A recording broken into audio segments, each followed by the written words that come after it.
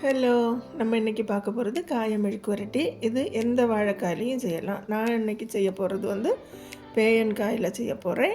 இதுக்கு 2 வாழைக்காய் எடுத்து அதை தொலி எடுத்து 4 வெட்டி பொடி பொடியாக கட் பண்ணி காய் கருத்து போகாமல் இருக்கிறதுக்காக தண்ணியில் போட்டு வைக்கணும். எல்லா காயும் வெட்டி முடித்ததுக்கப்புறமா கடாய் எடுத்து 1 டேபிள் ஸ்பூன் கோகோனட் ஆயில் ஊற்றி கொஞ்சம் உளுந்து போட்டு கறிவேப்பிலையும் போட்டு ஒரு 5-6 சின்ன வெங்காயத்தை நல்லா பொடி பொடியாக கட் பண்ணணும். கட் பண்ணி அதையும் போட்டு நல்லா வதக்கணும். வெங்காயம் வந்து ஒரு ரெட் கலர் ஆகிறது வரை வதக்கிட்டு அதுக்கப்புறமா 1/2 டீஸ்பூன் வந்து மஞ்சள் பொடியும் 1 டீஸ்பூன் வந்து வத்தல் பொடியும் போடணும்.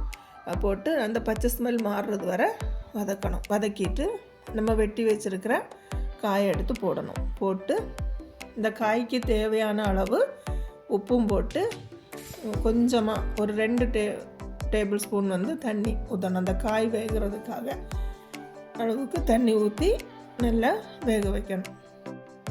தண்ணியெல்லாம் வற்றி அந்த பச்சை ஸ்மெல் மாறின உடனே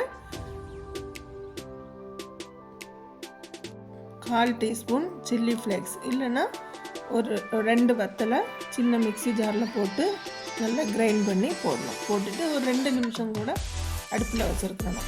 அந்த சில்லி ஃப்ளேக்ஸோட ஸ்மெல்லு பச்சை ஸ்மெல் மாறுறதுக்காக.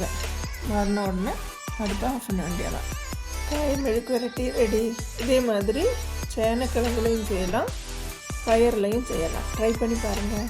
தேங்க்யூ.